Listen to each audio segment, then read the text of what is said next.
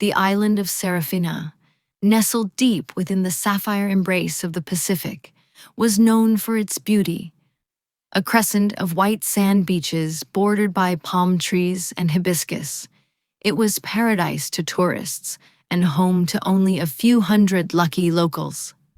On any given day, the hum of waves, the scent of salt and frangipani, and the laid-back rhythm of island life gave no hint of danger. But on one fateful evening, Seraphina's serenity was shattered.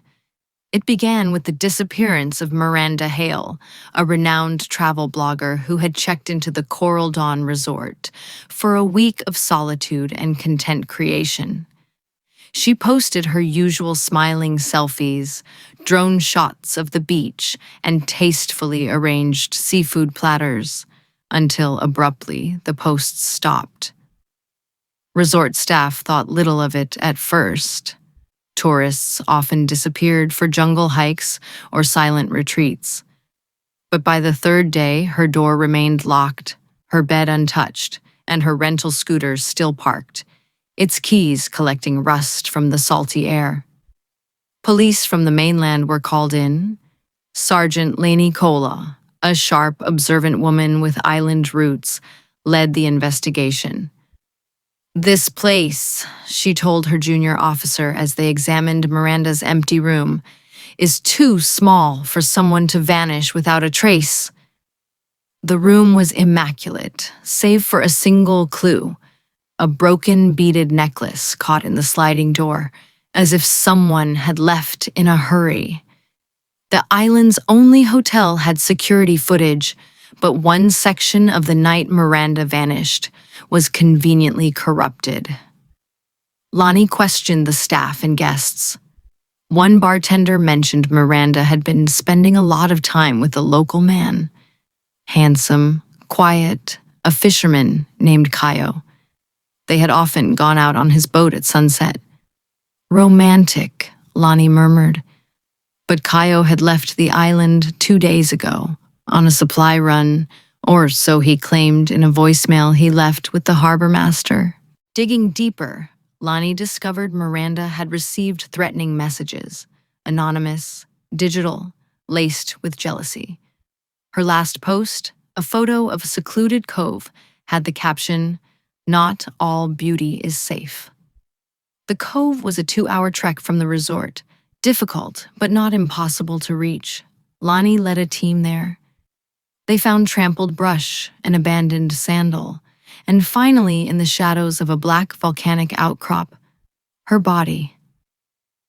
She had been strangled. No valuables were taken, and the bruises on her arms told of a struggle. Forensics were limited on the island, but they confirmed what Lani already suspected. This was personal, not a robbery, not random. She returned to the resort with fresh determination. Kaio's boat had returned that morning.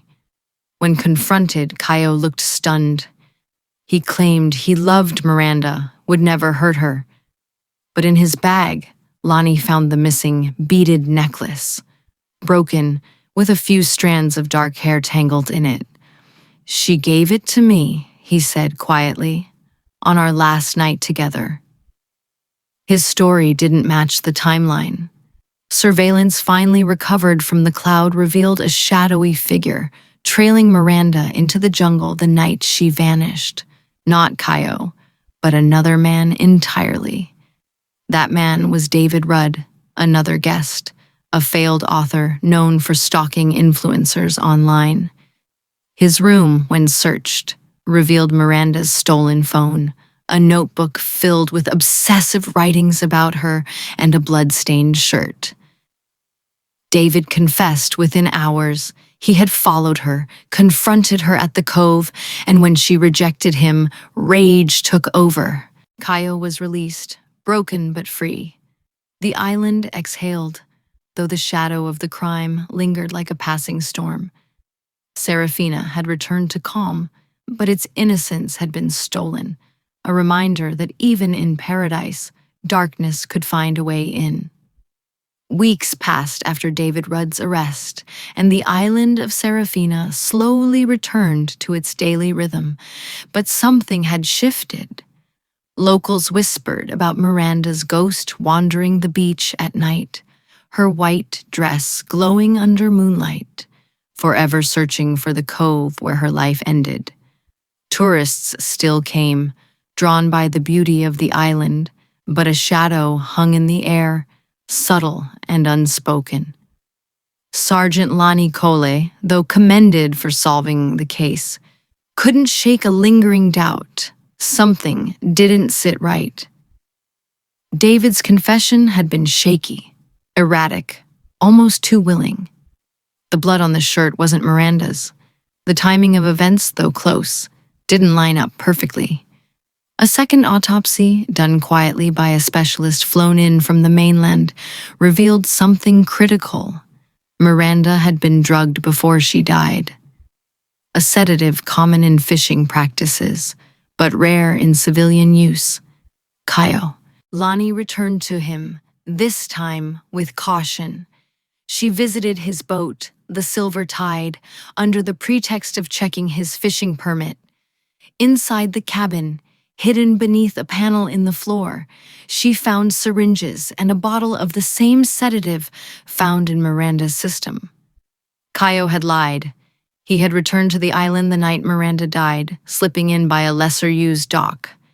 It was he who had set up David, luring him to the cove with false messages from Miranda's stolen phone. When confronted, Kayo didn't deny it.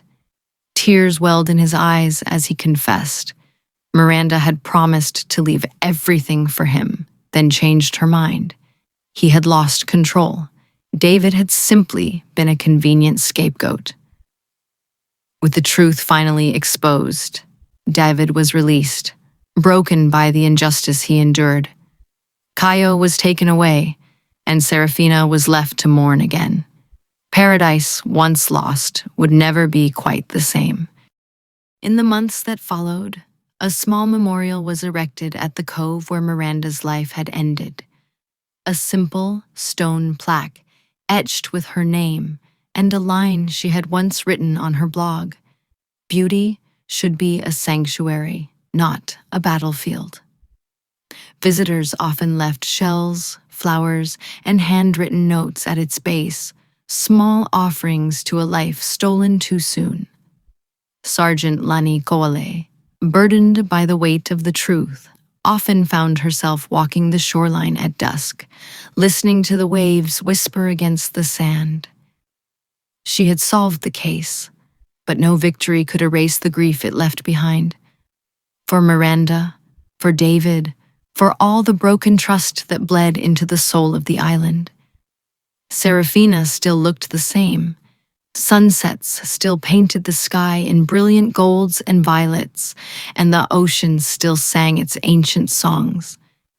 But beneath it all, there was a sadness, as if the island itself mourned. Locals said that on quiet nights, if you stood by the cove and closed your eyes, you could hear Miranda's laughter on the wind, not sorrowful, but free, as if some part of her spirit had finally found peace. And so life went on, not untouched, not unscarred, but carrying forward as life always does. Seraphina remained beautiful, not because it had never known darkness, but because, despite everything, it still dared to shine.